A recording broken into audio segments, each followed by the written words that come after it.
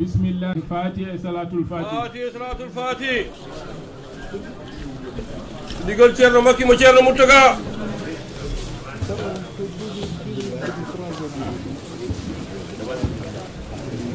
Allahumma amin barke Cheikh Omar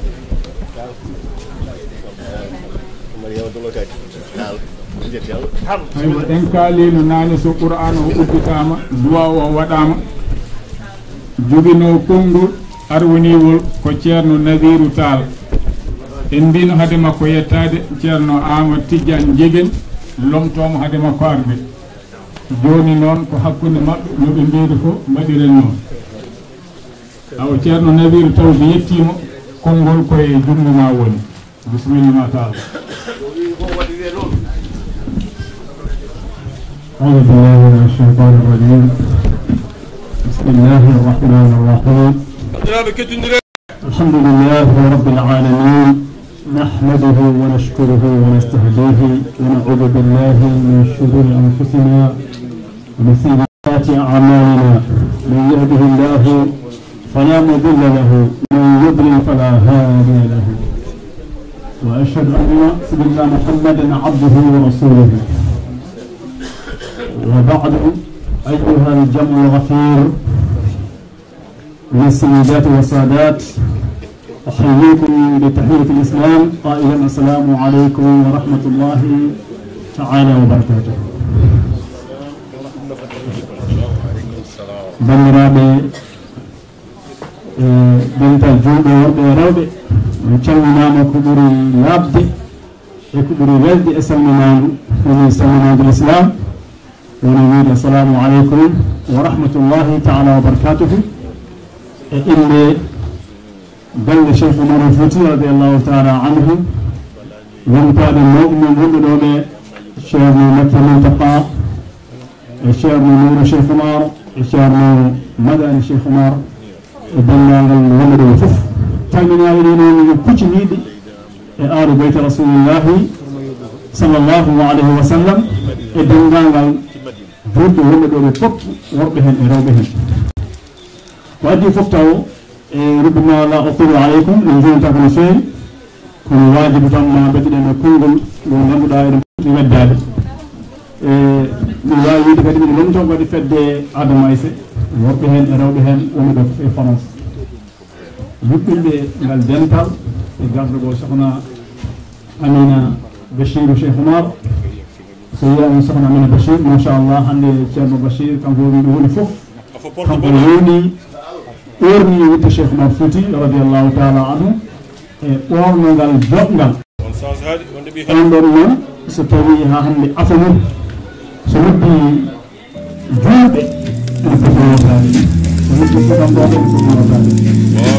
الفتوى هذه نباي ويدكم مدينة الشيخ عمر مدي سبب الشيخ مرفوتي رضي الله تعالى عنه لدرجة إلى درجة مدينة مكو هذا درجة وانا كي كلامي تي الشيخ مرفوت سبحانه نكون درجة كدي أفضل درجة خطهم تيجي بين الله مدي بين فادي الله كم كونوا ما تقول كميت كم كو إنوني كأن نبدأ فرنسا إنوني كأن نبدأ فرنسا إبني كأن وربي كم يفهم من الودان الودان نبدي إن يادهم إن وندهم الودان يبقى شيء معه كانوا نبدي فوتان كوده أو إن الفرنس جرنا كده يبقى فوتان كوده يبقى تاني الشيخ وأمة ده تو السنغال نها رو شهر من شهر مكي منطقة أريدو لا بكيودي لمتا شهر مدار يدنو أرق حورين لتانو ستوي أدني بمرا بروبي وني إتنا وني إندي غدي كل شيء الدين نجتاي وني سالفاسم وانا ماما على فوتو سوس ندبين على فوسي كديها هند وين ندبين سوس ندبين وين ندبين كونغرا جانتا إمبي ولا بدا زستي بتشينا كانوا وندي تيجي تيجي بنيرا بورد من وندي مبي وني جراني شيرنو مكي تان أرضي كان بيقولوا من شفت جام لا بكيو دقة الشهر من هنا الموني من شهر خمسة نور أنا هو رجال eɗen nganndi kanko kadi alaa ko yaata sona ɗum ɗon ko anndinde on tan banndiraaɓe mon worɓe ne ngardee mon enen gonde e mooɗon enen njaade e mooɗon haalooɓe moɗo inchallah ceerno imam jeɗen ko on kewɗen hokkude wadde conférence o kanko ceerno amadou diane machallah ɗum ɗon ko aadi en kaagal gila fuɗɗi en gummaaki e on ɗon aadi haa hannde ko on aadi keddiɗen eɗen nganndi koye seere mo non ɗo haa mi dak waawɓe jogaade janno o haa weeta kadi so kaali kadi keɗene kono noon mawlana cheikh mo fouti radiallahu taala anu kanko e wonde aadiyenke woni ceerno haalde boudane radiallahu taala anhu o wi namma cheikh oumar hakkilema ko yumɗude o meeɗani fonnude almami o meeɗa arde nokku o tawi ɗon neɗɗo ko on ardoto wuro ngo ko julɓe e julde yimɓe o ittini place muɗum o aji ɗon goɗɗo ɗum tama ko nonɗan cheikh oumar ko aadiyenke meeɗa wadde ɗum ɗon hannde kadi enen ko on o aadi hen kedruɗen ko ciftinten juuɓe ɗo foti waɗo dental so rinti ene foti waajede kamne holko cheikh oumar fouti yahanno holko cheikh oumar fouti wonno ɗum inchallahu ɗo ɓe kalno en ɗum ko ɓuri hummude tan ko yimɓe haalude en eko cheikh oumar yahanno ko wiyete tinde neɗɗo ko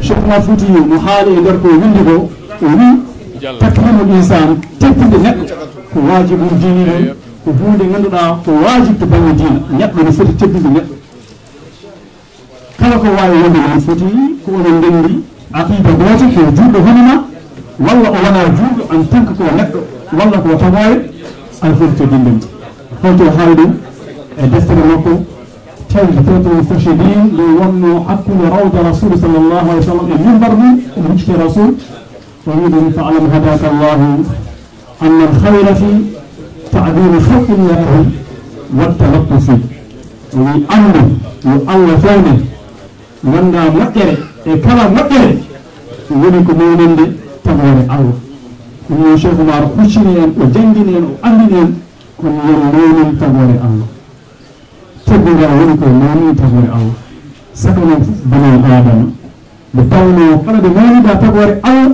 o haali tan ko cheikh oumar fouti ɗum firti ko Allah mawniɗa kala nde mawniɗa tagore Allah jiiɗa ko taɓɓo tagore o haa mbawɗa mawninde tagore o waddiddu wonni tawi aydan yoɓuna so tawi kadi a famɗini tagore Allah firti an ko Allah pamdinɗa ko Allah woni ma mawninani ɗum noon ko ɗo ɓe woni jiyen ganden paamen jeere Allah ɓe sen daariɓe no potiri kamɓe pop kamɓe mo jiiɗa ana mawnini tagore Allah en kaani kay ha adama yanke mi hokka en misal yon ceerno Mountakha radiallahu taala anhu ɗo rawda ɗo omo joginooɗon ulluɗi gonno ɗon ulluɗi ɗi ñande fof ana jogii ko nawantani tew kiloji tew woni ko soppete ulluɗi lewne ñaama ha o rutti e joomi ñande o rutti e joomi ko noon ɗin ulluɗi kattimo ñande hen ko ñalawma ha waɗi dilli ha yimɓe fof tini kam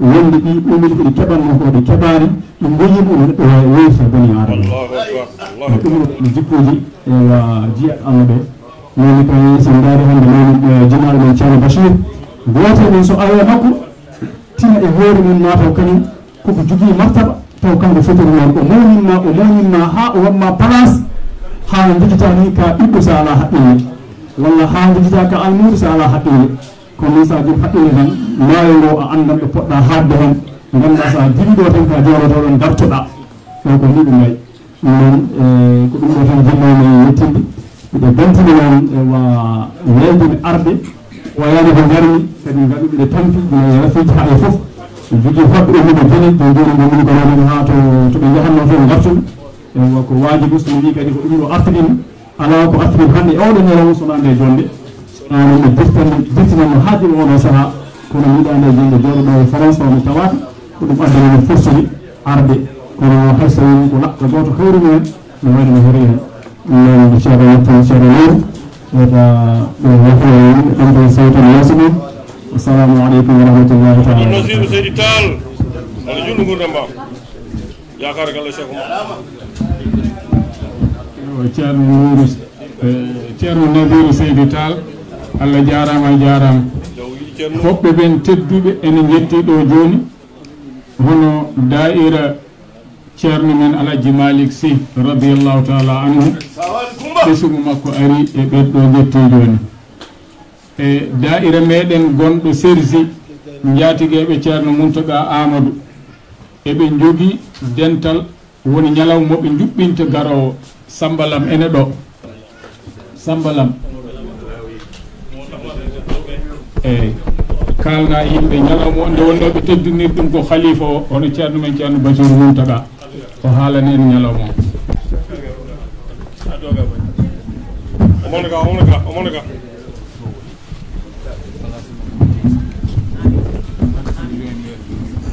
eyi bandiraɓe Allah jarama on jarama mi salmini wonɓe daari jammon dayira mbiya ɗo ko dayira yurmede ko yiɗɓe ceerno Madani Mountaga hikka waɗata duuɓi 12 ko ɓe garni oɗon ziyara ene waɗa so Allah haaji le 1er novembre toto juma sardi hikka noon hokka ñalawma o ko khalifa meɗen jinnaɗo men ceerno Bachir Mountaga Tall ko kañum yimira ñalawma ɗum noon Allah jarama on jarama on bismama e kewiri yo Allah noon Allah jarama on jarama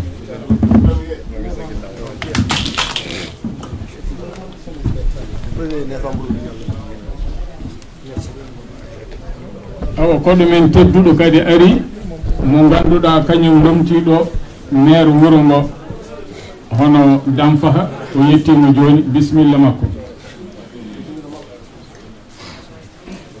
eɗen totta konngol ceerno men ceerno Amadou Tidiane Ndiéguène nde wonno ko ɓuuri hewde e leydi he sukaɓe meɗen ene goodi te ko kamɓe kadi jiɗɗen fottude haaɓe garta e meɗen ɓe dutto e diine men ɓe dutto e lesli meɗen kamɓe noon ɓe ɓuuri wawde nande ko ɗemgal français ɗum noon ceerno Amadou Tidiane Ndiéguène mawo haalan en e français fodde ko sukaɓeɓe ene nana eɓe paama beela Allah artiraɓe e diine he no moƴƴi e barke Cheikh Oumar Ndiéguène.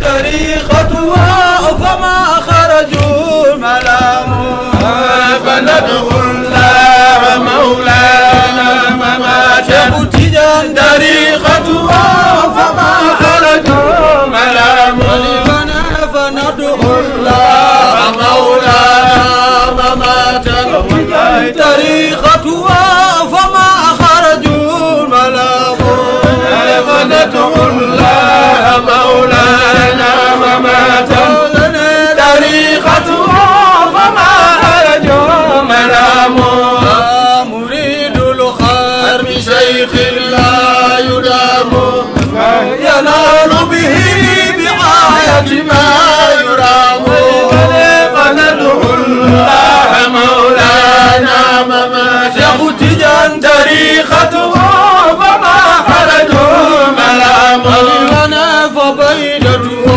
تباع أخي بألف فما للفرع في بيع كلام فندعو الله مولانا شريفنا فريقتها فما خرجوا ملام ولمنا إذا كان الكريم يجود فضلا فكيف يخاس للفضل المقام ولبنا فندعو الله مولانا مماتا ولبنا طريقتها فما خرجوا ملام ولبنا لنا عجبا لهذا القطب قاقا فأمر الله يوجبه الأنام فندعو الله مولانا مماتا طريقتها فما خرجوا ملام ولمنا له فيد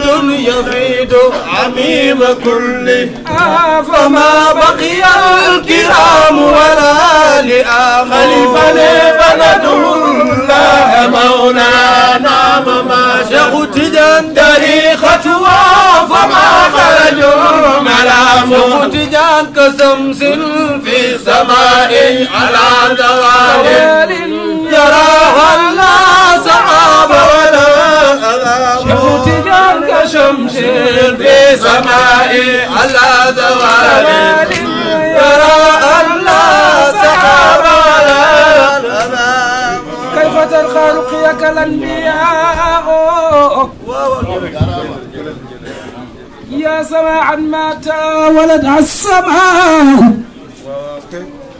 لم يزلوك في غلاك وخد حال سامن قدوم وسناء إنما مثل صفاتك للناس كما مثل النجوم الماء أنت مصباح كل فضل فلا تصدر إلا أن تهك الأضواء لك ذات العلوم من عالم الغيب ومن آل آدم الأسماء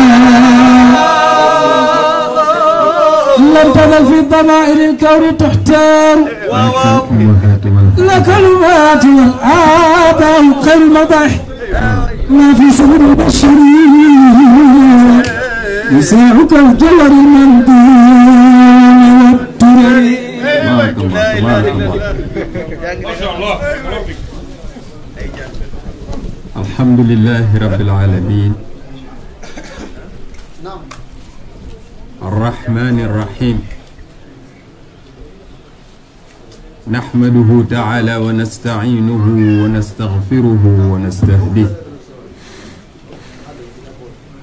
ونعوذ بالله من شرور أنفسنا ومن سيئات أعمالنا من يهدي الله فلا مضل له ومن يضلل فلا هادي له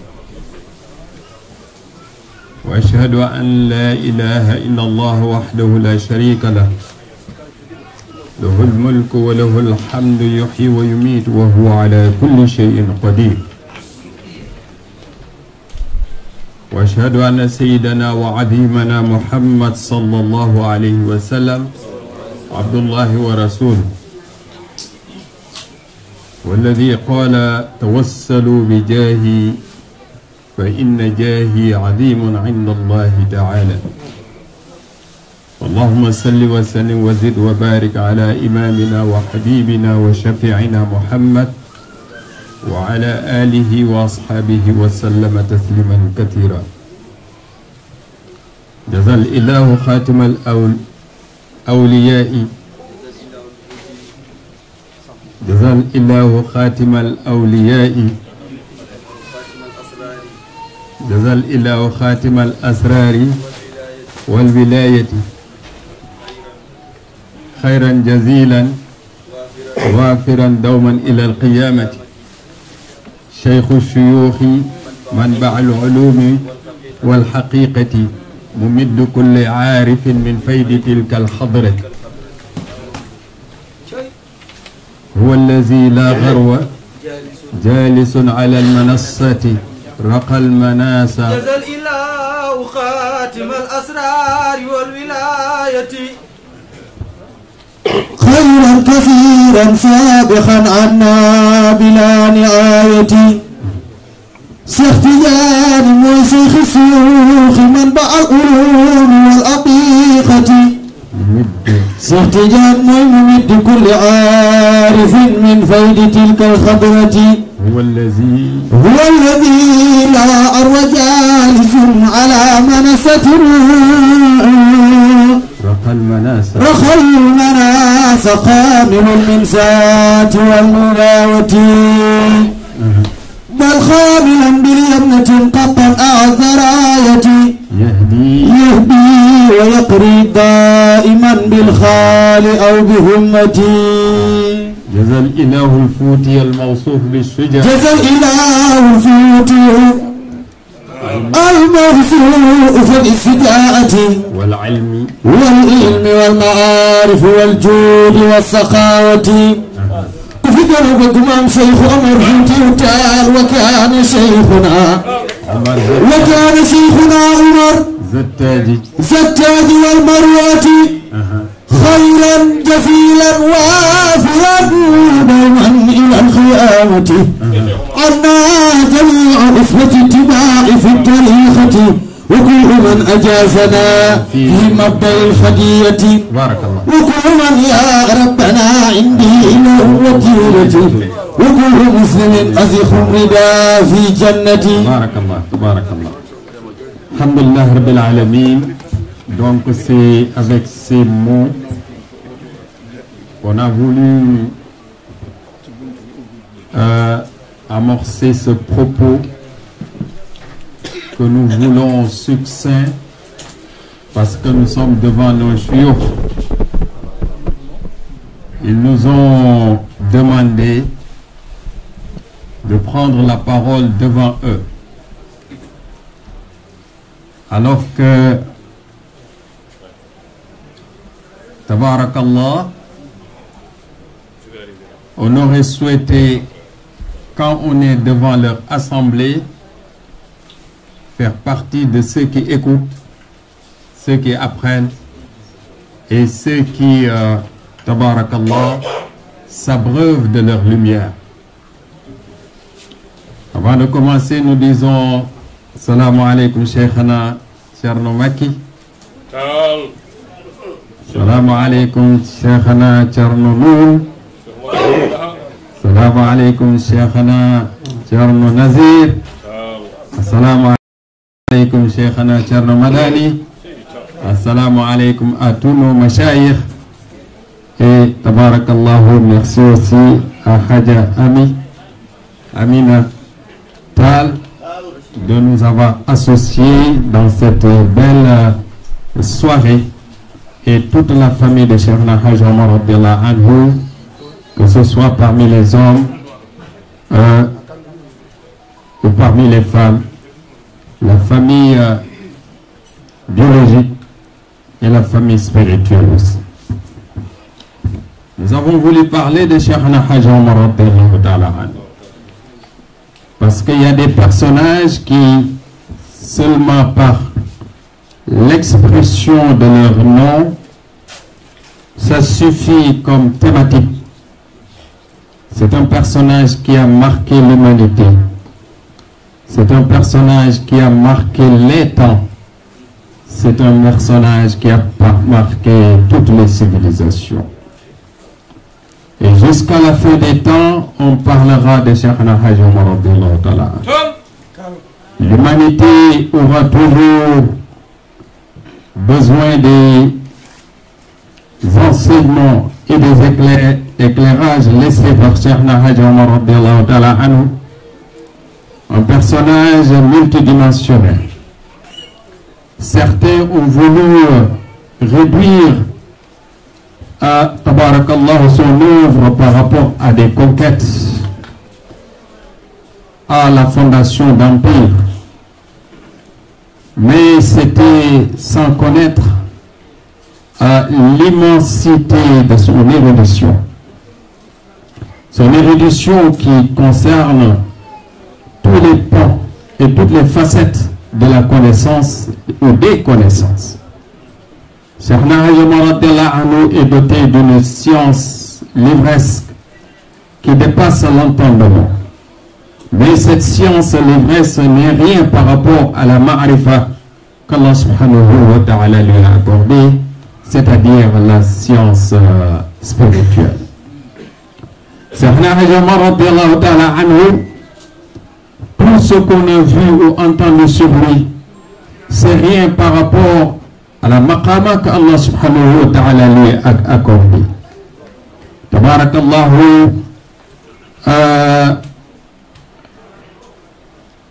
parler de lui, c'est expliquer, tabarakallahu, la démarche de Sidi Ahmed Tijani radiyallahu ta'ala anhu, parce qu'il a été khalif de Sidi Cheikh radiyallahu ta'ala anhu pour exprimer l'enseignement de Sayyidina Cheikh radiyallahu ta'ala anhu et l'enseignement de Sayyidina Muhammad sallallahu alayhi wa sallam. Toute sa vie, eh bien, il s'est déplacé. Les pérégrinations, comme on dit en français, ont marqué ses activités, son œuvre, son enseignement. Parce que si vous vous rappelez, c'est Al-Ustaz, le professeur Al-Imam Al-Shafi'i, il disait سافر تجد عوضا عمن تفارقه وانصب فإن لذيذ العيش في النصب. L'imam Shafi'i, il conseillait à la jeunesse de se déplacer, de voyager et de ne pas rester seulement sur votre lieu de naissance, là où vous avez grandi. Bougez un peu, découvrez un peu. Et le Coran même nous dit, n'ont-ils pas voyagé, circulé? Mais Cheikh Hadj Omar radiyallahu anhu, il a compris très tôt. Et Imam Shafi'i disait, inni ra'aytu wuquf al-ma'i yufsiduhu in saha taba wa in lam yajri lam yatibi. Imam Shafi'i nous disait que, voyez l'eau qui stagne. L'eau, quand elle stagne, elle va changer d'odeur, elle va devenir nauséabonde. Tant que l'eau ne bouge pas, l'eau qui bouge, c'est de l'eau vivante. C'est de l'eau qui continue.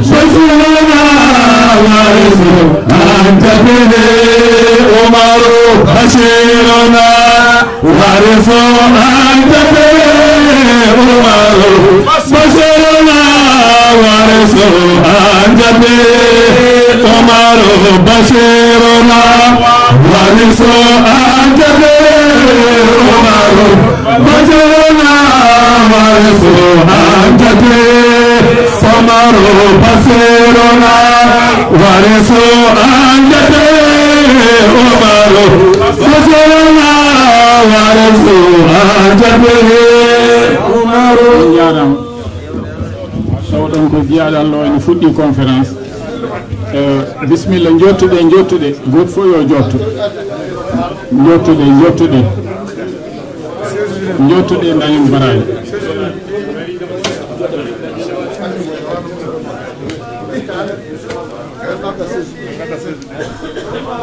gadde so jottuɗe ceerno Amadou Tidiane Diath sohna Aminata e daa'ira o fof e dental ngal fof ɓe mbima bisimilla ma e mawniraɓe makko tal fof ɓe mbima bisimilla ma seydi Diath e tawɗon ko ceerno Jeeɓen ene e conférence o jokka conférence o ƴettuɗen dañon baraji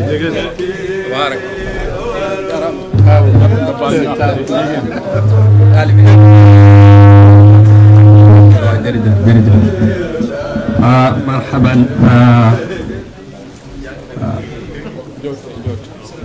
سيدنا وحبيبنا وشيخنا حاج أحمد تيجاني الجاد مرحبا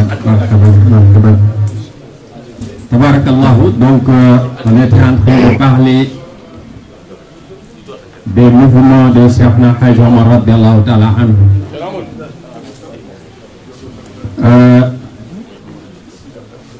Ces bons mouvements qui ont conduit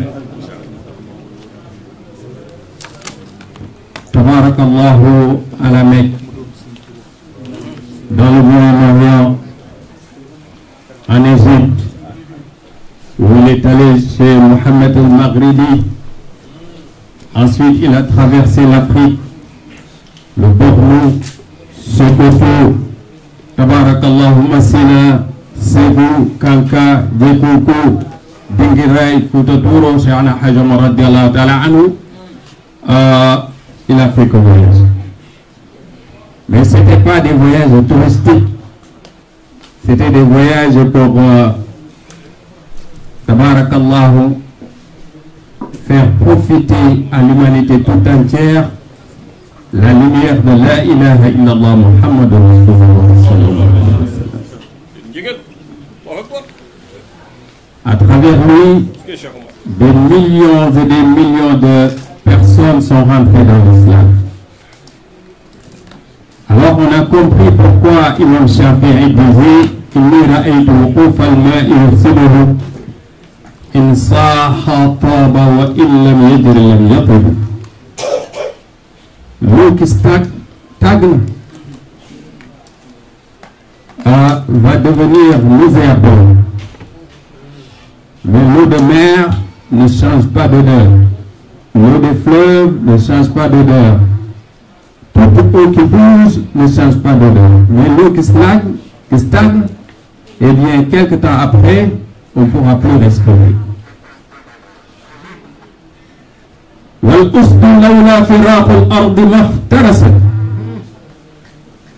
Il dit qu'aussi, même les lions pour se jeter sur le gibier. Alors le lion, pour se lancer, il est obligé de quitter la terre. والأسد لولا فراق الأرض ما افترست. Est-ce que أيوة.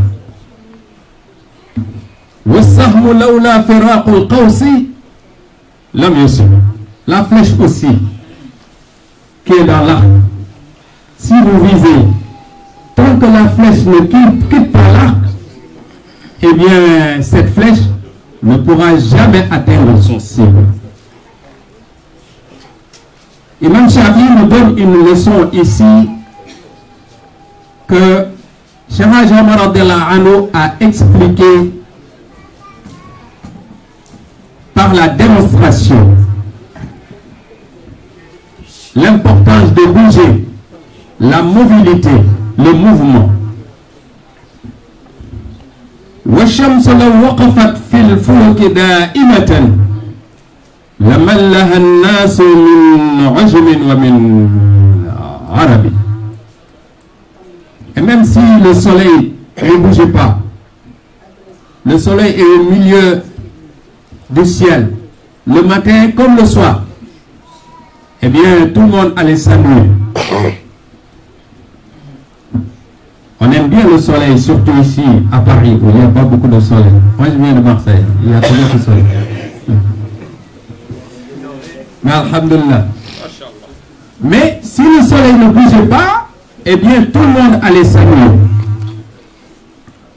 Et donc c'est pour ça que Cheikh Hadj Omar il l'a compris.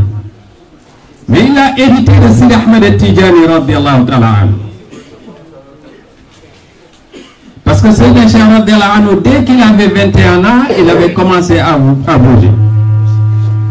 ثم ارتقت همته العلية إلى اتباع سادة الصوفية فجعل في طلب أهل الله عادة كل عابد أواه وهم عمره 21 سنة لله در أمه ما أحسن. Cheikhna Ahmed Tidjani radhiyallahu anhu, à l'âge de 21 ans, il avait fini tous les livres. Il avait fini épuisé d'apprendre, il avait fini d'apprendre tous les livres qu'on enseignait dans les écoles. Il était devenu professeur, non seulement il était devenu professeur, mais les questions les plus pointues que les plus grands savants n'arrivaient pas à résoudre, on les posait à Sidi Ahmed Tidjani radhiyallahu anhu et il répondait à ces questions-là. Mais après, il se dit que ce que je cherche, ce n'est pas seulement d'être professeur. ثم ارتقت همته العلية إلى اتباع سادة الصوفية. C'est-à-dire, maintenant c'est le moment d'aller voir les mashayikh. Et il a voyagé, Sidi Ahmed Tidjani radhiyallahu ta'ala anhu. Il a beaucoup voyagé. Mais ce sont ces voyages, cette mobilité de Sidi Ahmed Tidjani radhiyallahu anhu qu'a hérité Cheikh Hadj Omar radhiyallahu ta'ala anhu.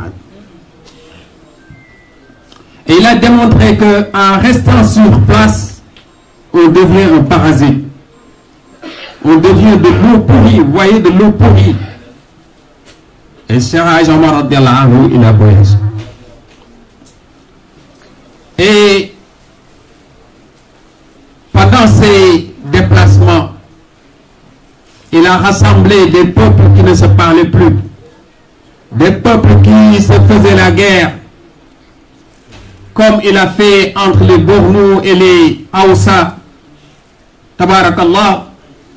Et c'est en ce moment qu'il avait écrit cette qasida, Tazkiratul Ghafilin, avec 198 vers, 3 fois 66. Tabarakallah, fajazahu khairan. Parce que Cheikh Hadj Omar radhiyallahu anhu, il avait atteint un niveau qu'un jour de Cheikh Hadj Omar radhiyallahu anhu, on ne pouvait pas le comparer avec un jour de n'importe quelle personne. Parce que les awliya, leur degré et leur maratib ne sont pas les mêmes. Il y en a qui ont un jour, une nuit, comme nous tous. Mais il y en a qui, dont leur nuit, c'est comme Laylatul Qadr. Khayru min alf shahr. Il y a parmi les awliya, leur nuit, tabarakallahu, c'est comme Yawm al-Qiyamah, 50 alf sana. Une nuit pour lui, pour avoir la récompense d'Allah subhanahu wa ta'ala la même récompense qu'il a eue pendant cette nuit, eh bien, il va falloir vivre 50 000 ans. إن الفضل بيد الله يؤتيه من يشاء والله ذو الفضل العظيم. Ce qui fait que, et même les prophètes n'ont pas les mêmes grades.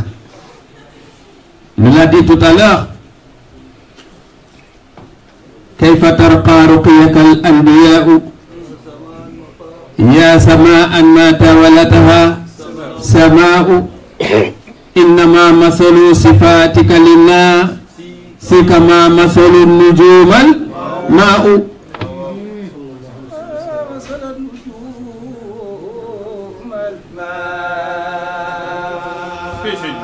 Tu vois, si tu prends un récipient et tu mets de l'eau,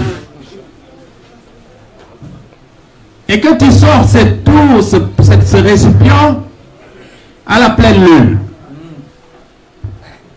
tu vois le reflet, l'image des étoiles dans l'eau. Tu vas croire que toutes les étoiles sont au même niveau, sont au niveau du plan de l'eau. Mais ce n'est pas la même chose. C'est Mohammed sallallahu alayhi wa sallam de très loin, eh bien, est supérieur à tous les anbiya et tous les mursalines sallallahu alayhi wa sallam. والأنبياء وكل خلق في الورى والرسل والأملاك تحت لواء.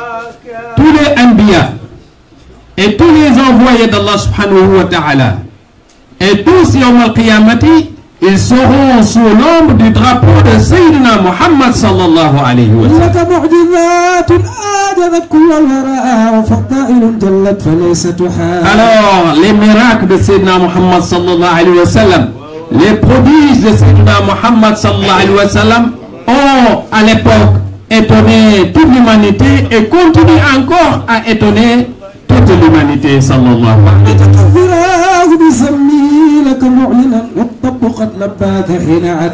Alors, si on se met à énumérer les miracles du prophète Muhammad sallallahu alayhi wa sallam, on ne va pas s'en sortir.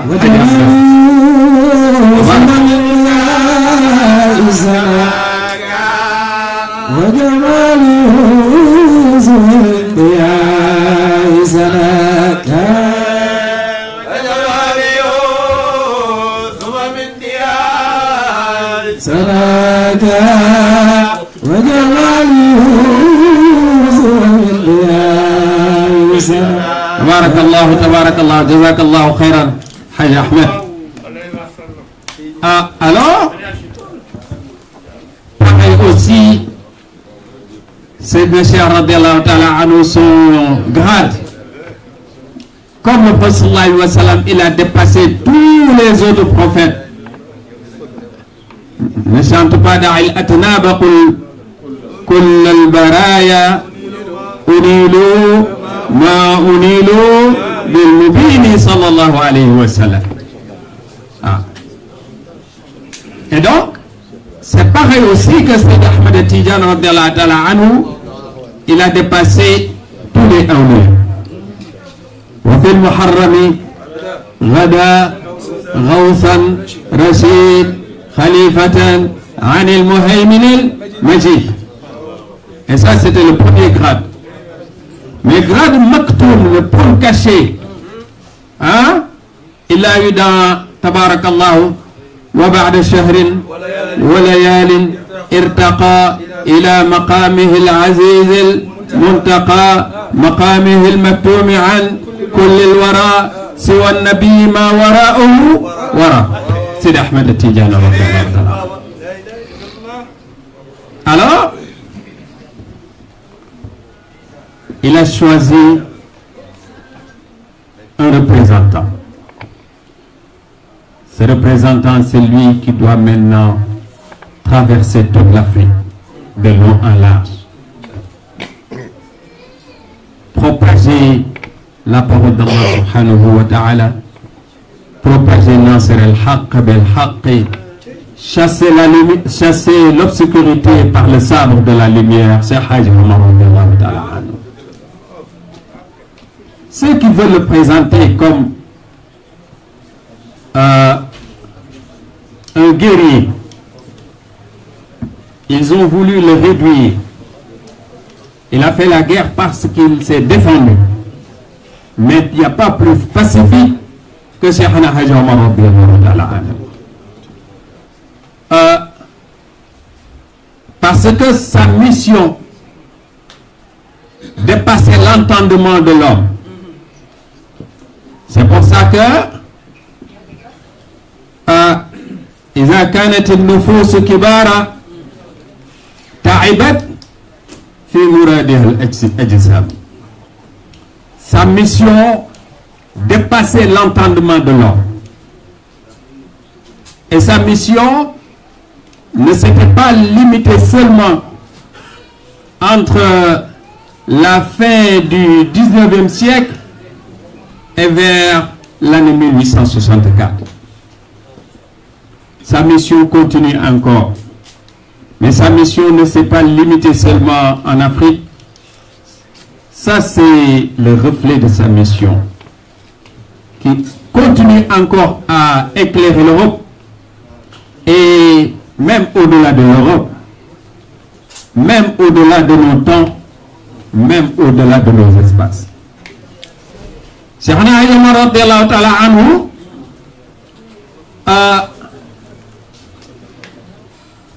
certains se sont émerveillés de la façon par laquelle il a quitté le monde physique que nous vivons. Certains disent qu'il est mort. Certains disent qu'il n'est pas mort. Certains disent qu'il s'est caché. Certains disent que, pour être honnête, il a disparu miraculeusement dans les falaises de Bandiagara. C'est ce qu'on avait appris à l'école. Mais il y avait un sahabi, un compagnon, à l'époque du prophète Mohammed sallallahu alayhi wa sallam, qui après sa mort a été pris par les anges et amené dans le ciel. Amir ibn Fuhayra radiyallahu ta'ala anhu. Il n'y a personne qui a vu sa tombe sur terre. Et Sidi Hadji Malick radiyallahu anhu nous parle de lui aussi, parce qu'il faisait partie des compagnons qui ont été persécutés. Il a été racheté par Abu Bakr as-Siddiq radiyallahu ta'ala anhu. Comme Abu Bakr avait racheté Bilal ibn Rabah. Mais Amir ibn Fuhayra radiyallahu anhu, il a été envoyé par le prophète sallallahu alayhi wa sallam. Il faisait partie d'une délégation pour propager l'islam. Ils ont été trahis et il a été tué. Mais celui qui l'a tué, lui-même, il a vu les anges le prendre et l'amener vers le ciel. Finalement, celui qui l'a tué, il s'est converti à l'islam. C'est une histoire très longue, l'histoire d'Amir ibn Fuhayra. Mais les sahaba, chaque sahaba avait un miracle. Saad ibn Ubada, il avait la chance, quand il est décédé, tout le monde a vu les larmes du prophète Mohammed sallallahu alayhi wa sallam. Hamdala ibn Abi Amir radiyallahu anhu, il a été lavé, son corps a été lavé par les anges. Abdullah ibn Haram, quand il a été tué martyr, Allah subhanahu wa ta'ala lui a parlé directement. Saad ibn Muaz, quand il est décédé, le trône d'Allah subhanahu wa ta'ala a tremblé. Ihtazalahu al-arsh ar-rahmani. Usaïdatu ibn Khubayr, quand il lisait le Coran, les anges, ils descendaient pour écouter sa belle voix. Othman ibn Talha, Rasul sallallahu alayhi wa sallam lui avait donné les clés, tabarakallahu, les clés de la Kaaba. Comme vous le savez, parmi les anges, parmi les sahaba, chacun, il avait une maziyya, une spécificité. Mais Amir ibn Fuhayra, sa spécificité, tabarakallahu, c'était lorsqu'il a été assassiné, les anges ont pris son corps et l'ont amené vers le ciel. Et c'est pour ça que certains ulama, quand ils parlent de l'histoire de Cheikh Hadj Omar radiyallahu anhu, ils pensent toujours à Amir ibn Fuhayra. Mais ce que on ne peut pas dire, c'est que est-ce que quelqu'un a vu le corps de Cheikh Hadj Omar radiyallahu anhu assassiné? Alors il a tout simplement disparu. Ça fait partie des miracles qu'Allah subhanahu wa ta'ala accorde à certains de ses serviteurs. Alors, il continue à émerveiller le monde. C'est pour ça que ces assemblées ont une importance non pas seulement pour nous qui sommes ses disciples, mais ça a une importance pour l'humanité toute entière. On ne pourra jamais oublier Cheikh Hadj Omar radiyallahu ta'ala anhu, parce que tellement il a œuvré pour l'humanité, tellement il a œuvré pour que, masha'Allah, les consciences puissent s'éveiller. Partout où il est passé, partout où ses enseignements ont été retenus, on a vu que cette lumière de la ilaha illallah Muhammadur Rasulullah sallallahu alayhi wa sallam continue à briller. Et c'est pour ça que nous remercions sa noble famille ici présente, et nous faisons des doigts aussi pour notre cher Thierno Bachir, qu'Allah lui donne une longue vie, Inch'Allah, qu'Allah lui donne une bonne santé, Inch'Allah, et qu'Allah le laisse encore très longtemps parmi nous. On avait prévu de parler plus long que ça, mais l'Assemblée, comme vous l'avez constaté, et que l'heure devrait s'arrêter, Masha'Allah, 23 heures. On a été contraint de rétrécir, Inch'Allah, le discours. Prochaine fois, on aura l'occasion de mieux nous élargir, tabarakallah, sur l'enseignement de Cheikh Hadj Omar radiyallahu anhu. Assalamu alaikum wa rahmatullahi ta'ala wa barakatuh.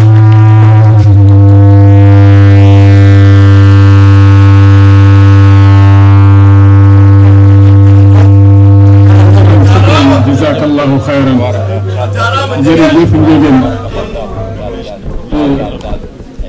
ko ɗo gandi ko haalanno ko haala Allah, ko haala jeyaɓe Allah, hakkunde nelaɗo Allah e Cheikh Tidiane radiyallahu ta'ala anhu e Cheikh Oumar damal maɓɓe, ko ɗum o haalanno. Oɗo so tawno waktu oɗo ko yajno o welani tajde, kono noon nde wonno waktu o heewani, ko 11 heures tan dokkeɗen maximum, walla 11 heures et demi.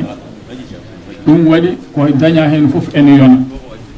Ayi dental so waɗi haala moƴƴane haale, haala Allah walla haala nelaɗo Allah walla haala moƴƴuɓe ne kaale, Allah waɗata kaalowo o ko annoraji jaltata e ɗemgal muɗum wonta hay hettotoɓe he. Kala kettiriɗo ɗum Allah, feetere nde to gonɗa fof nde tawede toon naata e ɓernde ma, liggo e ɓernde ma noon ko ene fatunuma e dewal Allah. Kala ko jejjinnoɗa siftonorma, ko gandunoɗa fof ɓeydo softindema hen. ɗum noon soɓe kaala kettoɗenɓe beele naftoroɗen. E yamirore ceerno Makki Muntaga o wi da'ira soppu nabi mo ganduɗa immi ko France Paris, ene neliɓe mawɗo maɓɓe Cheikh Seydi Bun Cheikh Faye, o wi yoɓe garɓe lomtomo ɗo hono ceerno Mamadou Yassine Diallo e ceerno Abdoul Doro Diallo e ɓen ɗo e dental he. Joni noon eɗen totta ceerno Madane Cheikh Oumar Muntaga Konngol o bismono en hono monsieur le maire walla lomtiɗomo, e monsieur le consul walla lomtiɗomo, o bismoɓe e ɗemgal dendagal famille Cheikh Oumar mo ganduɗa kañum en jooɗi ɗo. Bisimilla ceerno Madane.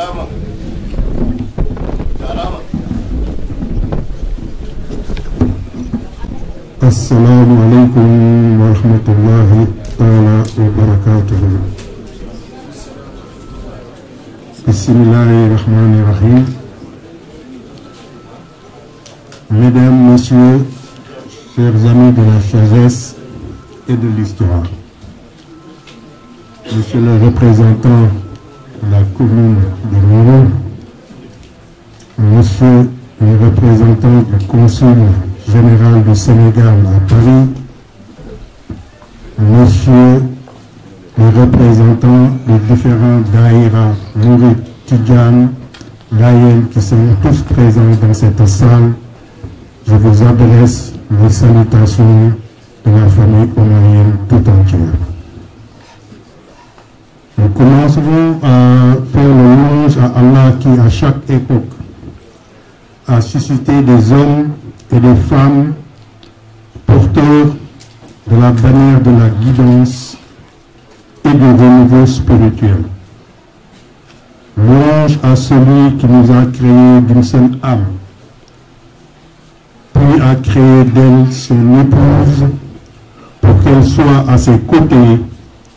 Et j'atteste qu'il n'y a de divinité digne d'adoration qu'Allah et que Mohammed Rasulullah est son prophète, paix et salut sur lui, et son serviteur et messager, et que la prière d'Allah soit sur lui, sa famille et ses compagnons.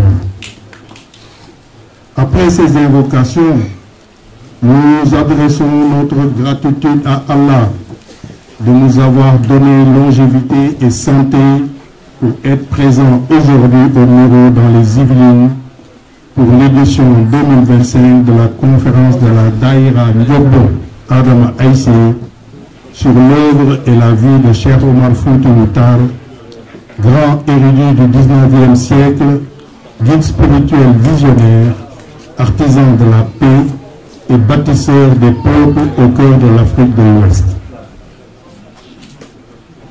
Ce grand événement se tient sous le haut patronage bienveillant du Khalif général de la famille omarienne, Thierno Bachir Mountaga Daha Tall, et en présence de Maki Mountaga Amadou Tall et de Thierno Nourou Cheikh Oumar Tall, porte-parole officielle de la Hadratou omarienne et guide moral de Reine de Cheikh Omar Foutiyou Tall.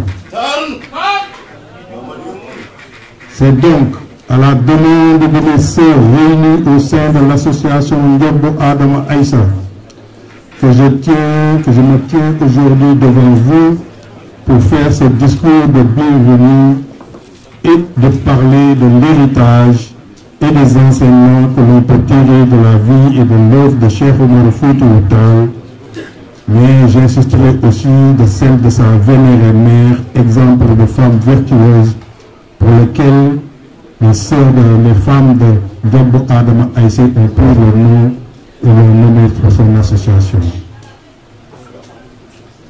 Donc, je dirais que la conférence ne rend pas simplement hommage à Cheikh Omar Foutiyou Tall, Cheikh Omar Foutiyou Tall, réformateur et érudit du 19e siècle, mais c'est aussi l'événement valorise aussi également la figure de Sokhna Adama Aïssa, mère vertueuse et éducatrice exemplaire.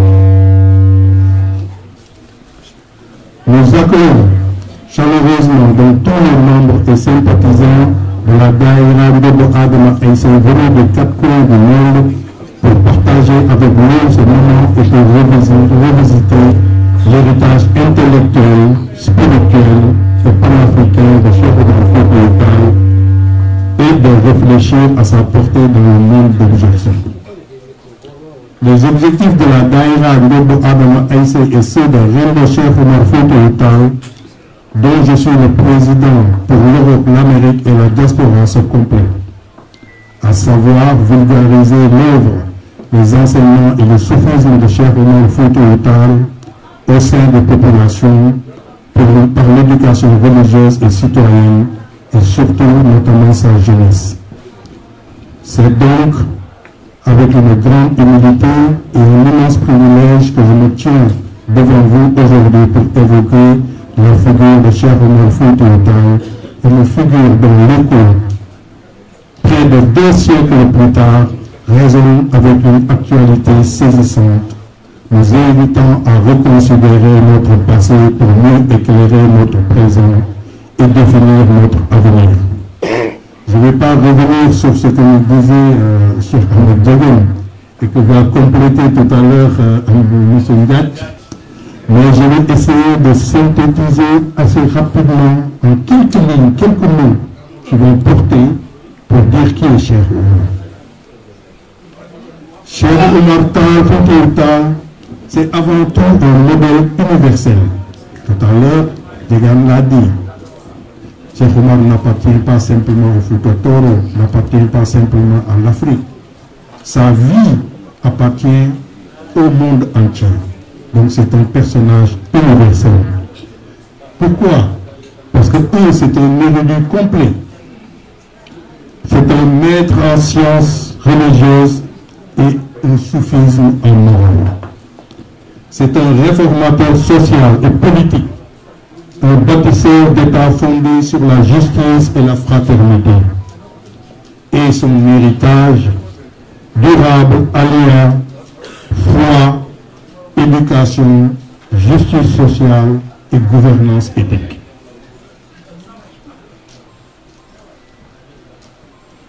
L'héritage de Cheikh Oumar Foutiyou Tall, comme je le disais, c'est foi, réforme et société, foi et éducation. Pourquoi? Parce que toute sa vie, il a passé à la formation pour faire des croyants musulmans instruits et responsables. La deuxième chose qu'il a développée dans tout son enseignement et qu'on peut tirer, c'est la justice et la fraternité. C'est de lutter contre toutes les injustices, contre l'esclavage de son époque et contre les divisions ethniques, parce que Cheikh Oumar a voyagé partout. Aujourd'hui, si on va en Afrique, Cheikh Oumar, il est partout. Il est au Moyen-Orient, il est en Afrique. Il parle plusieurs langues. Il a des femmes dans tout le truc. Les descendants de Cheikh Oumar sont partout dans le monde entier. Ici, en France, en Afrique, aux États-Unis, en Amérique. Partout où tu veux, Cheikh Oumar est présent parce que sa famille est partout. Gouvernance spirituelle. Le modèle de société que Cheikh Oumar a bâti, c'est un modèle politique juste et adapté surtout aux réalités africaines. Et il a mis en pratique la sunna du prophète Mohammed sallallahu alayhi wa sallam en le mélangeant avec nos réalités africaines. Et il est allé même plus loin parce qu'il a été précurseur du panafricanisme et symbole de résistance anticoloniale. Parce que de l'Afrique, de l'Atlantique jusqu'au désert, d'Agadez, etc., il a créé un empire qui préfigure l'actuel CEDEAO, qui est actuellement la communauté des États de l'Afrique de l'Ouest. Et ça, tout à l'heure, Cheikh Ahmed Diagne l'a dit. Cheikh Oumar Foutiyou Tall, c'est aussi un visionnaire au service de l'unité. Cheikh Oumar fut un bâtisseur de société qui prônait le dialogue et la réforme spirituelle. Son soufisme tidjane mettait avant tout l'accent sur la paix, la connaissance de Dieu et la justice. Cheikh Ahmed Tidiane l'a rappelé tout à l'heure. Ses descendants, Thierno Seydou Nourou Tall et Thierno Mountaga Daha Tall, ont aussi surtout poursuivi cette mission. Juste pour parler de ces deux personnages, Thierno Seydou Nourou Tall, Cheikh Oumar Foutiyou Tall, grand marabout de l'Afrique occidentale française, pionnier du dialogue islamo-chrétien et interreligieux en Afrique. Visionnaire, il instaura la bonne entente entre les mosquées et les églises et demeura toute sa vie un ambassadeur incontesté de la paix et de la concorde entre les communautés. Thierno Mountaga Daha Cheikh Oumar Tall fut le secrétaire particulier d'Adibou Tall, deuxième fils de Cheikh Oumar Foutiyou Tall et signataire d'un accord de paix avec le colonel Archinar, tombeur de Sénou. De retour au Sénégal, il fut le premier à restaurer Halwa, le lieu de naissance de son ministre grand-père, et son fils actuel, l'actuel khalife général de la famille omarienne, Thierno Bachir Moutala Bahata, a repris ce flambeau avec dévouement et fidélité, perpétuant l'héritage spirituel et moral de cette grande lignée en instaurant la ziara de Halwa, où on essaie de ramener tout ce que faisait Cheikh Omar là où tout a commencé et de rendre au Fouta sa place de siège civilisationnel qu'il a toujours joué jusqu'au Xe siècle, depuis le Xe siècle.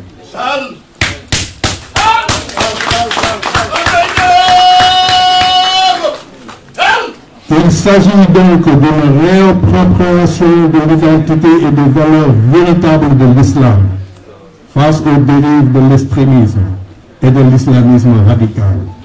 Car l'homme, lorsqu'il connaît ses racines et son histoire, est mieux armé pour construire son avenir avec fierté, confiance en soi et enracinement dans une culture vivante et une identité retrouvée. Évoquer aujourd'hui l'héritage du vénéré Cheikh El Hadj Omar Foutiyou Tall, ce n'est pas seulement rappeler son passé glorieux, c'est avant tout de parler d'un avenir à bâtir, d'un idéal à prolonger et d'une mission à incarner dans le tumulte du XXIe siècle. C'est aussi la promesse de poursuivre l'œuvre de transmission, d'éducation et de dignité, la promesse que génération après génération, nous continuerons à bâtir un monde où l'héritage de Cheikh Omar Foutiyou inspire des solutions, des initiatives et des espoirs concrets.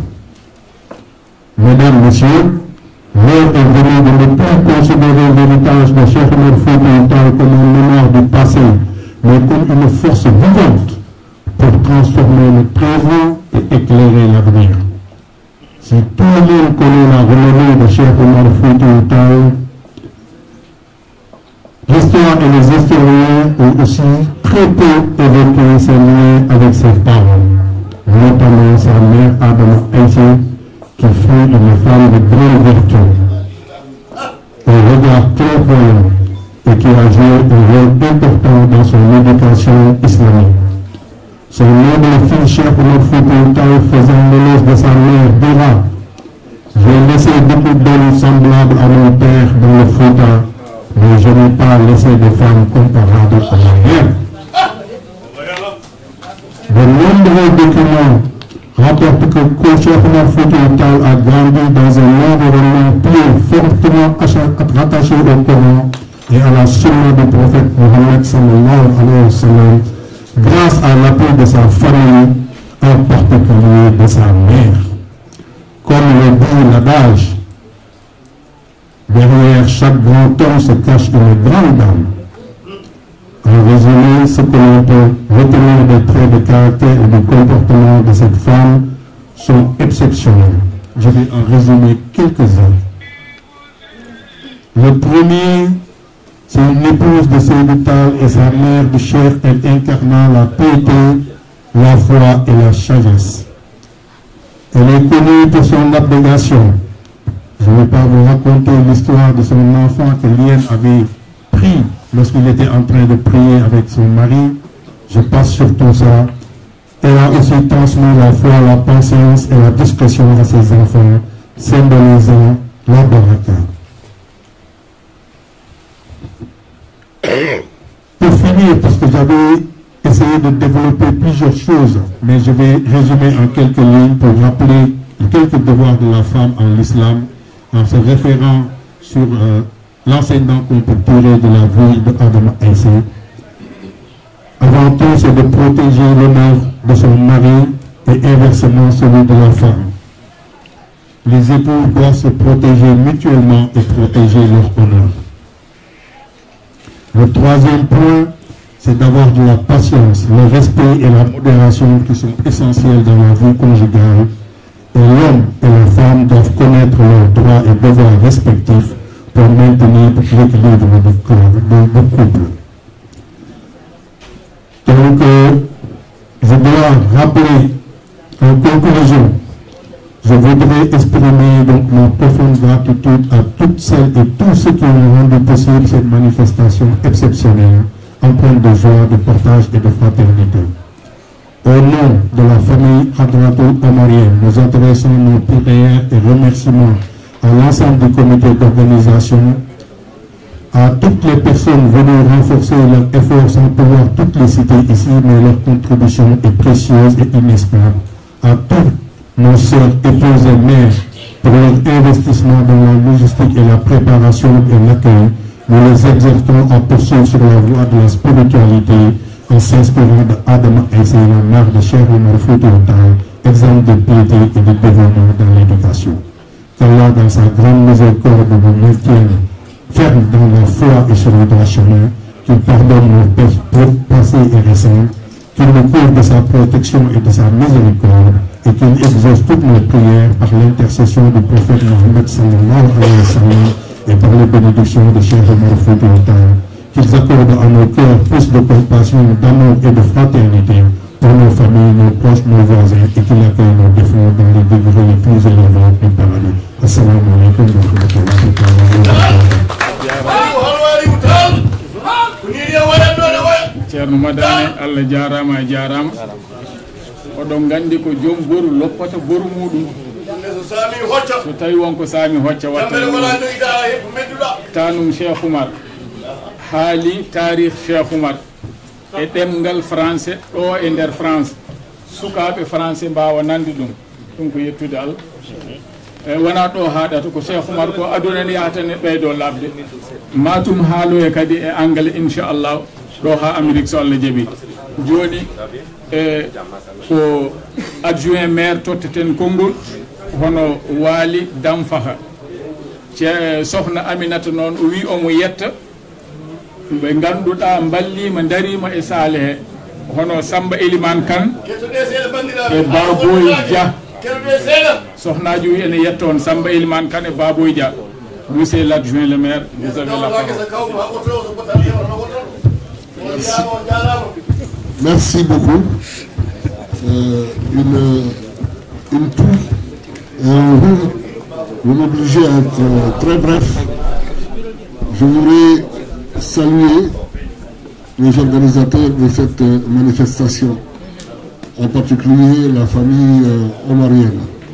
Ce n'est pas nouveau au Miro ici. Nous avons l'habitude d'accueillir ce genre d'événement. Et c'est toujours avec un plaisir que j'ai l'habitude de dire que Thierno Bachir Tall est un habitant de Miro, parce qu'il est venu plusieurs fois animer ce genre d'événement. Et il y a aussi Chérif Maki Aïdara aussi qui, pratiquement tous les ans, organise ce genre de manifestation. Je sais qu'il a voulu l'organiser le 15 août dernier.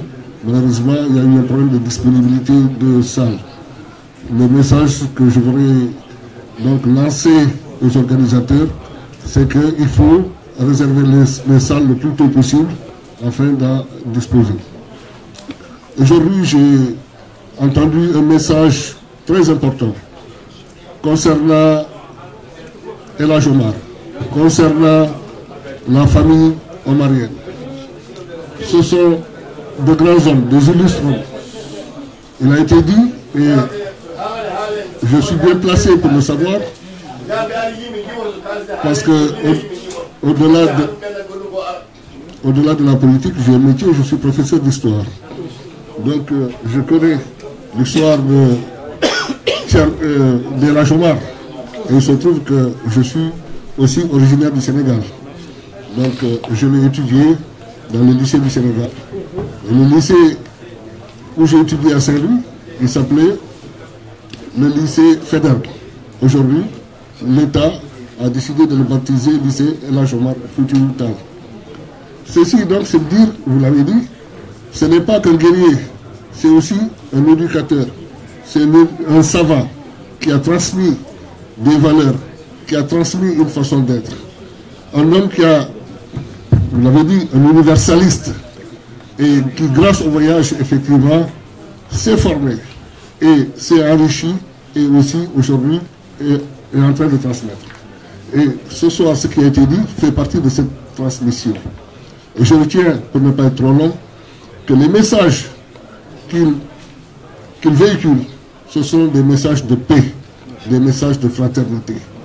Et j'ai entendu des choses très très intéressantes venant de Elas Leguen et Thierno Madani, des messages très intéressants qui m'ont touché, qui me parlent en tant qu'acteur politique. Ici, au Mourou en tout cas, les religions vivent en paix, en harmonie.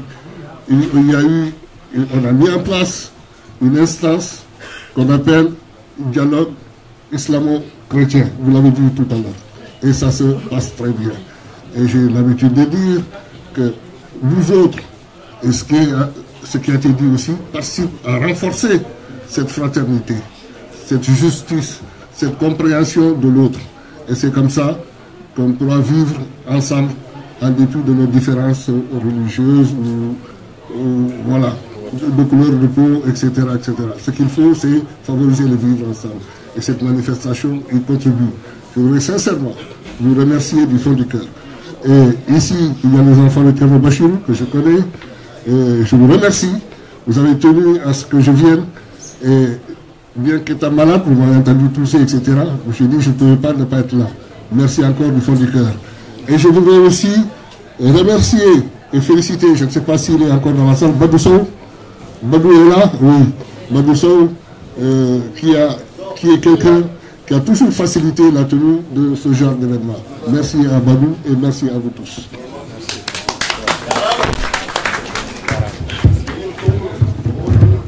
Merci beaucoup, monsieur l'adjoint maire. On vous regarde comme le maire, parce que Inna Rasoul bi Gadri Mursil ihtakimi jërëjëf a jaaraama eɗen paye e ɓi ceerno Bachirou Mountaga Daha Cheikh Oumar almudo ceerno Bachirou Mountaga Daha Cheikh Oumar e giɗo ceerno Bachirou mo ganduɗa ko jonaɗo to ceerno Bachirou hono Chérif Misbahu omo Haydara ko kanko tottoten konngol caggal muɗum ma en garoy e ceerno meɗen inchallahu Ama Tidiane Diaty Chérif Misbahu tafaddal.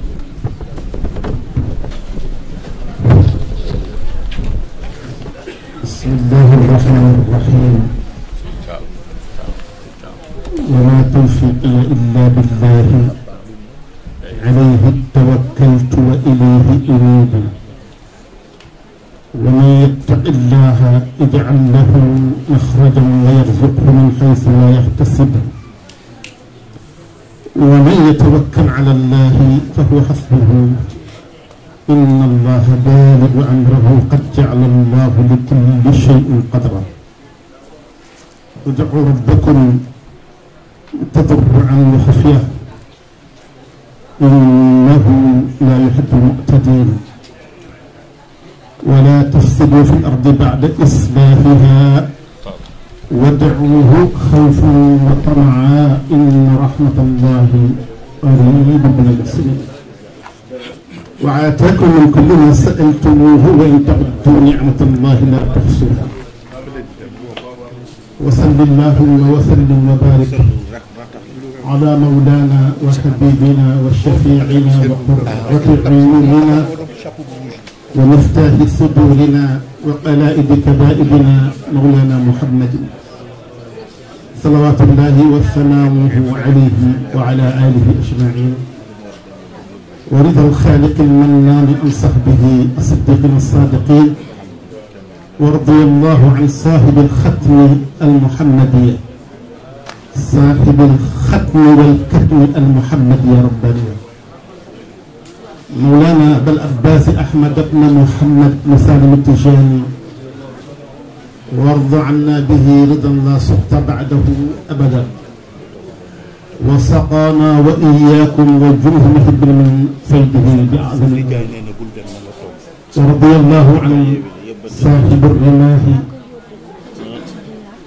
مولانا المجاهد الأكبر شيخ سيد العمر الفوتي ابن سيد الشيخ سيد أنتم ورضي الله عن كافة تلامذته ومقدميه. السلام عليكم ورحمة الله تعالى وبركاته أيها الحضور. بندرابي on calminama on jurama on manama on nantama e gargilɓe hen ahlu beyt rasulillahi sallllahu alayhi wa sallam wifqa qawli jaddihim qaddimu qurayshan wa taqaddamu. en calmini dendagal gonɗo e nder ziyara he tenti noon usratu مولانا الشيخ الرفوتي رضي الله تعالى أرجل دهين خليفة شيخنا الشيخ البشير لم هد غائب فهو حاضر يهيني تكاد أمويني توألا وبطلع كدي يهيني دتدنغل ستوبي أكوترا ما ستوتراك هبتا ngal teddungal ene manki ɓuri timmude e teddungal ko hay sonno a tawtaraka ko an jeyi te kala ko woni ɗo kam ko jeyi o salminandu o jurama e fawde noon calminandu ndu e ziyara o e juuɗe yiiko ceerno men ceerno Makki Muntaka Ahmed moƴƴo o juuɗe ɗo sabi men no feewi en calminimo en jurimo e salminde hen kadi fa tabarakallahu mini ko ɗemgal hadara o ceerno men mawɗo men ceerno Nouru mo Cheikh Omar Al Fouti en calminimo en jurimo e kadi en ndewi ɗon en jettidi duwawu meɗen e makko faade jinnaɗo makko ceerno Aqibu Muntaka ceerno Aqibu Muntaka Taha Cheikh Omar e kadi rewde hen e duwanade hen ceerno Muntaka mawni ko Muntaka Cheikh Omar radiyallahu anhuma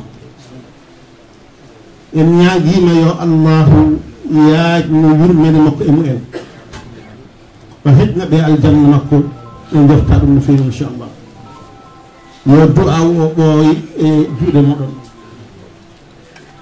sahade ɗum kewata ɗo tawi men o e Allemagne gila 2 mois eɗen Allemagne ɗo gamuɗen e so noon hatta en ñani toon délégation tawtarama ɗiɗi foof ko heddi ko inchallahu sen foti matimmo en calmini ha hande fa tabarakallahu ceerno Naziru Tall joom kurji daɗɗi te heewi nafoore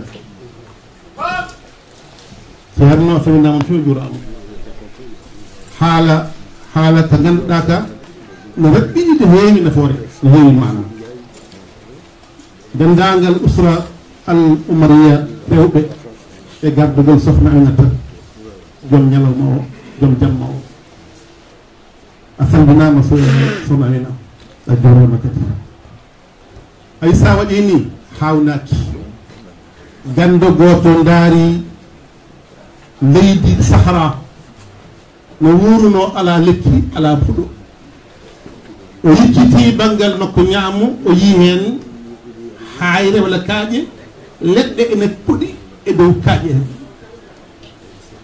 o werstoyi nabtu ala hajarin min qudratin khuliqat ya qudratan khalaqat nabtan ala hajarin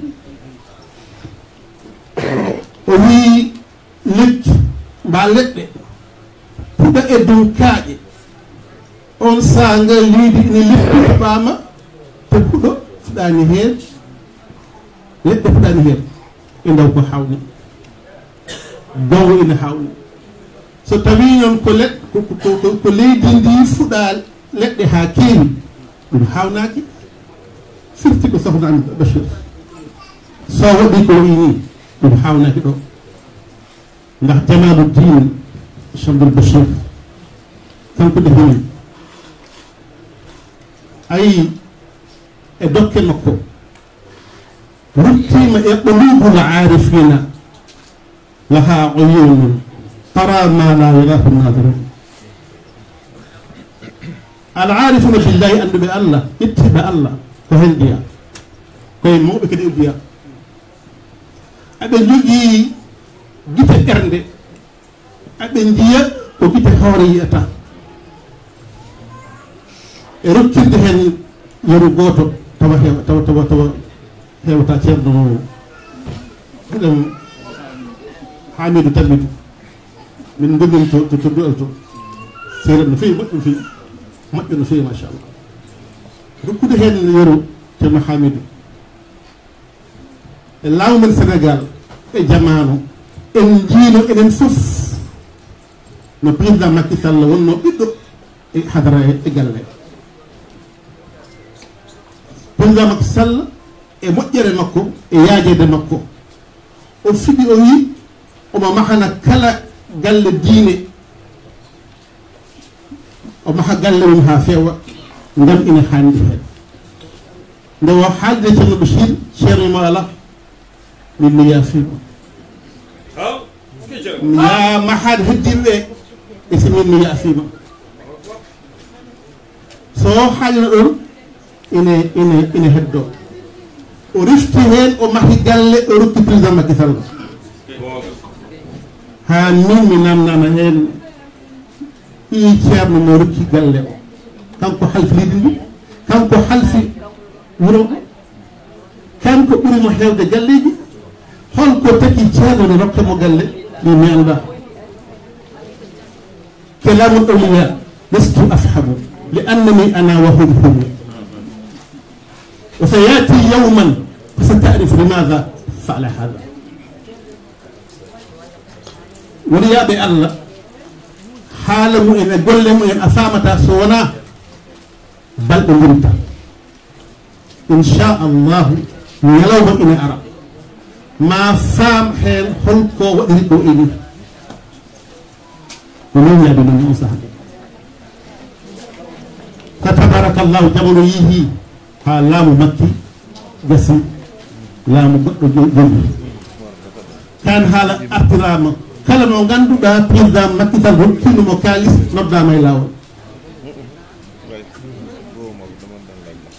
اسكرم تسكرم كالدو كلمة ركنو غلة نبدا ميلاو كلمة ركنو ليدي نبدا ميلاو hay sonno ina daji ina waɗi legal wonno ceernajo o ko woni Allah o mbiya ko woɗɗi ko yiyetake kanko e non seulement o jaɓani rokkede ko kanko rokki président e kadi wacci ha président ari e ziyara muga eɓen juuɗi o wima aɗan ni mi feera ñamde kalis maɗa on gonɗo Aïwa, non, je ne pas français. Je ne peux pas m'exprimer en français. Parce que même mais quand même, j'ai attendu à discours de Tcherno Madani, à Tcherno Ligiri. On a parlé de Cheikh Omar Fouti, il a disparu dans la fleuve de Bangara. Mais aussi, il est enterré à nos cœurs. Le présent, au Botawa et Perpénédé. Le Hadr, Fipoulubina. Il disparaît. Au Yaka, comme Mafkoud, il disparaît. Et sinon, le Hadr, Fipoulubina. Il a eu une Hadr. ni feewi heeriwide nange hanki ina yorna guppol hanki isi nange guppol hande ko nange hande ina yorna suɗum firti ko kala jiɗno ɗo Cheikh Omar Fouti en jamanu mum kanko o yurni guppol maɗa hande noon Cheikh Omar men ko ɓesgu jamanu den Cheikh Abdoul Bachir hande kanko woni Cheikh Omar Fouti fa tabarakallahu so afa makko debbo darni ko woni ngaw ko hani hani ko haalde gongo ustata arsuko haalde gongo tagata mayde ma yontani haalde gongo ittata martaba maɗa hattami wonde sharif alayhi salam ko gongo kalan feeri mawɗo goto joom 85 ans o wujji nduru e brioche doré wala boulangerie nduru ɗiɗi o nanga o nawa e police ɓe mbaɗi PV ɓe ɓewi procureur omo ñaawe procureur wimo an ko takma wujjude e yesso jiso o wimo ko est ce que ko an wujjude goto est ce que ko an wujji ko tuumaɗa ko o wi ko min tigi poɗi min wujji mburuji ɗiɗi e on boulangerie e on brioche doré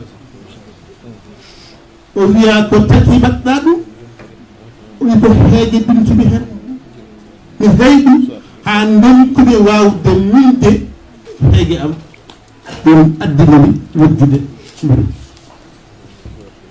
o wimo mi ñaawima mi fayima amande ma yo 10 000 francs comme 10 euros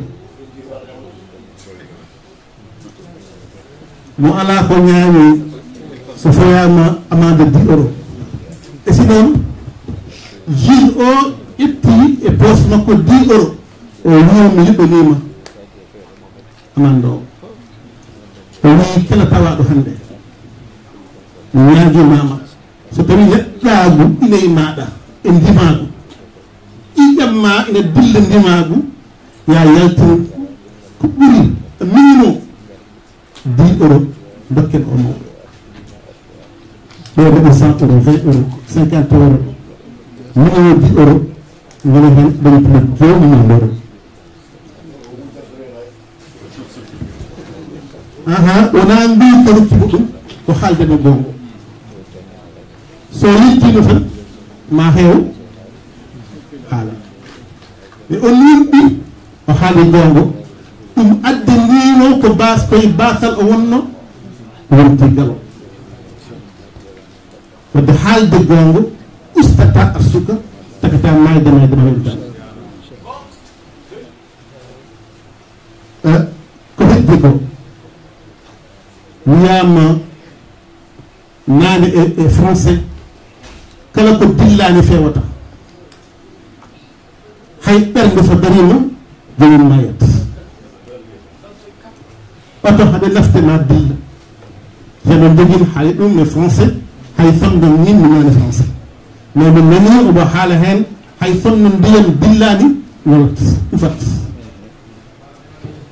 sa yihi makka almukarram paama holko woni dillude kaaba o tan dari place goto ko heddi fof ko dillata aɗa inda allah aɗa dilla ina dagi joroɗa dooɗa ina dagi duula bange goto iti dagaki aɗa wango kaaba aɗa daro wala budda an tatufa bil beyti ay tutiru hawla al beyti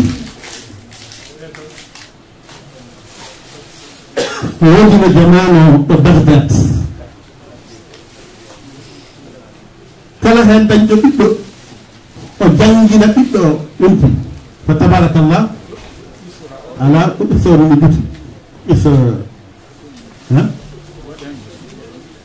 so tawi tan ɓissore hen nan suuda hen mi taƴa on jarama yo werki en tawtara saha mi wuuri eɗen ɓeydi e ustaki sohna Aminata mo ina dokkel mi andanoyde flas tahni'a o hanni ukki mi ruttima tahni'a e ñalawma o fa tabarakallahu a darima hen a waɗi hen jawdi ma himɓe ma jomiji maɗa kala mo jiiɗa walla mo ganduɗa e moƴƴere e yidde Allah e laɗɗu mum fiti joginu a haalnimo fadde ma gasi jomum so ari o waɗi fat fadde mum so arani a waɗi fadde ma قد مننا واستعنا للخير لديه فعلنا ما علينا وما على الغير عليه يثبر لنا كدف للور أم للور كدف للور نيات يسر السلام عليكم ورحمة الله وبركاته.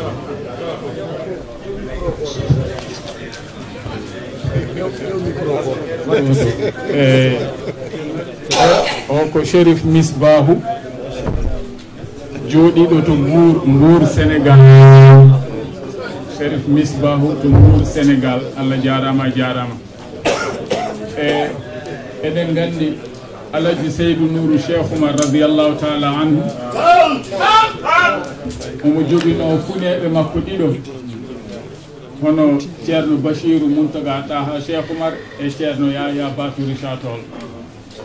Kala to jiiɗa ceerno Bachirou jiya ɗon ceerno Yaya, kala to jiiɗa ceerno Yaya jiya ɗon ceerno Bachirou. Wadde e nde ɗo jonde nde sohna Aminata mo ceerno Bachirou e sohna Madina mo ceerno Bachirou jooɗi ko Fatimata afa ceerno Yaya Ba woni hakkunde maɓɓe gonɗo jooɗi e dental hen. Kanko e da'ira makko eɗen mbiya bisimilla.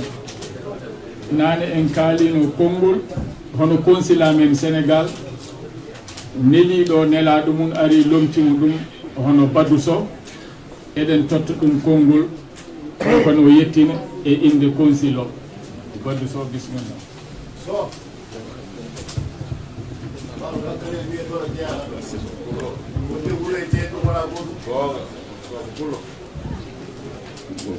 Assalamu alaikum.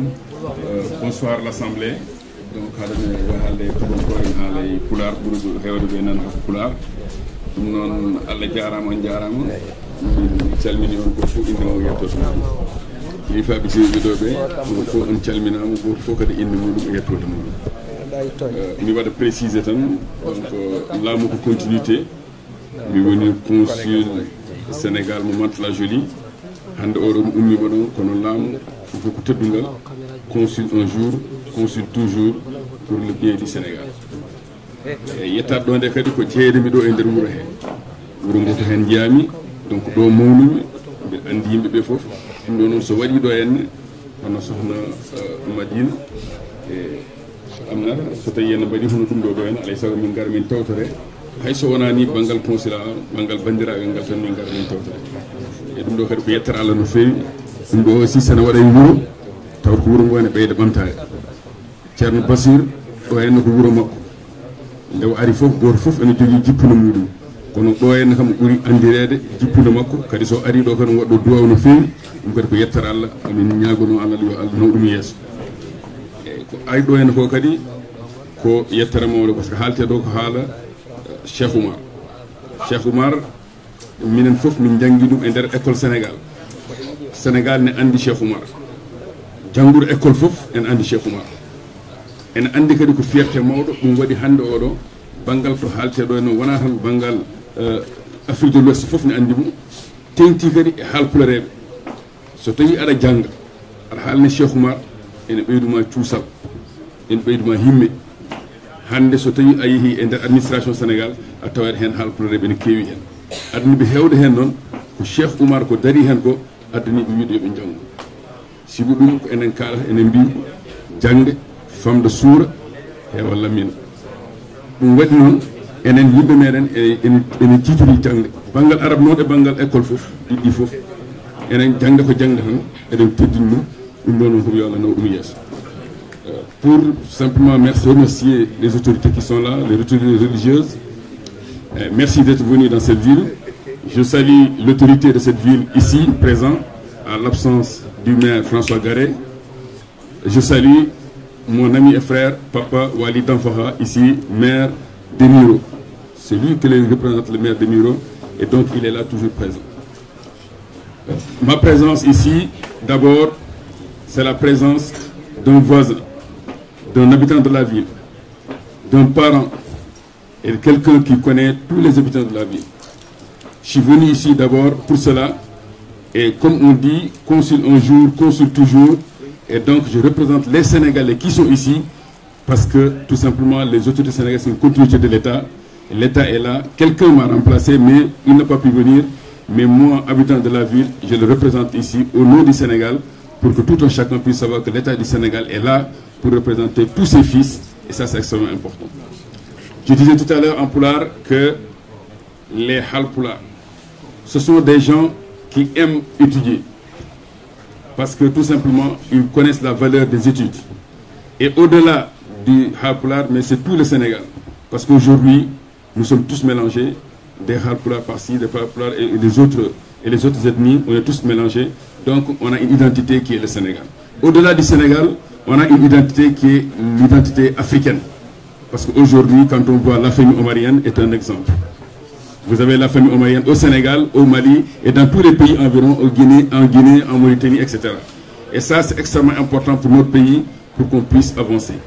Là aussi, ce qu'on est en train de dire ici aujourd'hui, c'est un enseignement. Soyez les bienvenus au Miro, et vous êtes toujours les bienvenus, et parce que tout simplement, nous écoutons les enseignements de El Hadj Omar Tall, parce que tout un chacun d'entre nous, en étant d'abord à l'école, a appris ce qu'est El Hadj Omar Tall. Ça nous donnait de la fierté. Ça nous a aussi donné tout simplement de l'envie pour réussir. Et je pense qu'aujourd'hui, quand on prend l'administration sénégalaise, on voit beaucoup d'exemples. Au-delà des Halpulaar, mais tous les Sénégalais ont pris exemple sur lui pour étudier, pour aller au plus haut. Donc aujourd'hui, si on magnifie sa vie, nous devons être présents et nous devons encore apprendre, parce qu'on a appris encore ici avec Imam Djegen, on a appris plein de choses ici. Et j'espère que aussi les enfants qui vont venir, nos enfants, vont apprendre et aller beaucoup plus loin. Et en vous remerciant, je ne voulais pas être long. Merci beaucoup.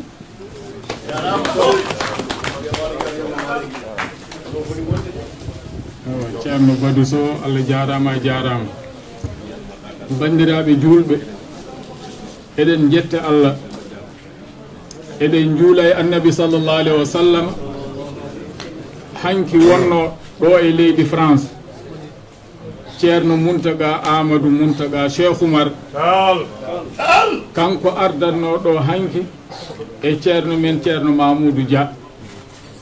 Ceerno Mamoudou Dia yewta Fuutankoɓe, yewta Haalpulaar en, yewta dendagal ɓiɓɓe leydi ndi, o haalanaɓe diine maɓɓe, o haalanaɓe enɗam maɓɓe, o haalanaɓe Cheikh Oumar maɓɓe.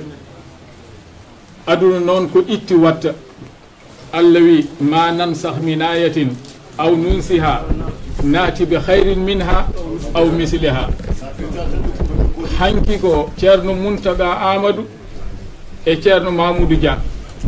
Hande ko ceerno Bachirou Muntaga e ceerno Amadou Diagne gila ɗo e France ha Amérique. Ɗum ko yettude Allah, eɗen jettira ɗum Allah. Wadde eɗen totta konngol ceerno men ceerno Amadou Tidiane Diagne o haalana Fuutankoɓe ko ene nana inchallah. Ya sahibat ya Mansour ya Wazir ya Sheikhna ya Wali Allah ya Umar Sheikhna Umar al-Futi ya sahib al-Muti man ya Mansour ya Wazir يا شيخنا يا ولي الله يا عمر شيخنا عمر الفوتي يا بلاط يا ساد العنان ويا نور الزمان وسيف الله يا قمر شيخنا عمر الفوتي يا بلاط يا ساد العنان ويا نور الزمان وسيف الله يا قمر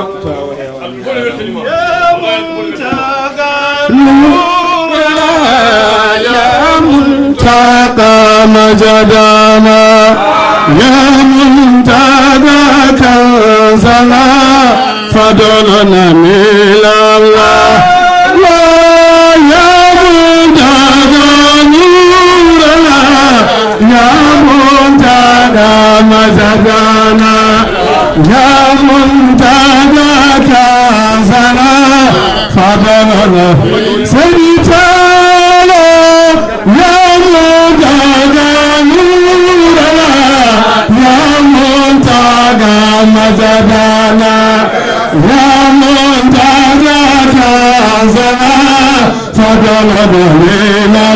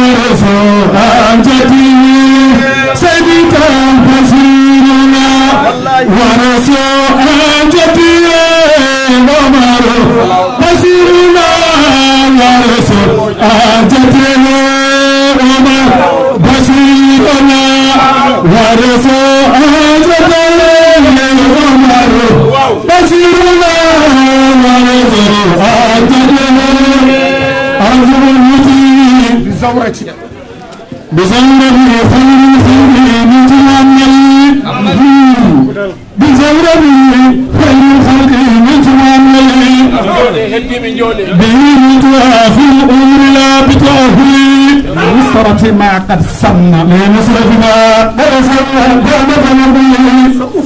سأفني به أمي وجاهي لأنني حياة بلا روح وموتا بلا روح حياة بلا روح وموتا بلا روح وموتا بلا روح بزورتي خير من تمامي برفض رسول الله صلى الله عليه وسلم من تمامي بمن توافي الأمر لا بتأهيل يا مصرفنا يا رسولنا تعمر ربي صرفني بي أمي وجاهي لأولي أرجو في دين الله بزورتي خير من تمامي بمن توافي الأمر لا بتأهيل نصرتي ما قدمنا أبسلنا دعمة ربي صوفني به أمري وجاهي لأولي حياة بلا روح وموتا بلا رمسي صلاة على هذه الورى بسوائي سلام على من آلهم بجوائي سلام على من خصنا بزكائي وفرنا إسلام فرنا خدائي إن الدين لم يقبل فلا كانت الدنيا هدية رسول الخالق خير خلقي حمد الله على باسي في الله ولا أرسلها أعلى والساكن الأعلى على حبي بعد الله الساكن الأعلى أرسلها أعلى والساكن الأعلى أحبي بعد الله بالمجد والغلا رحيم به يهدي الإله ويخلي صلاتي وتسليم أهلي مربنا وخزيزي إن كان فعلا ألا إنه بدر إلى الأرض سعى أتم ولا جاهل وظهر مسعى أول يبين له آمن في المبرر برجل مشرف فيه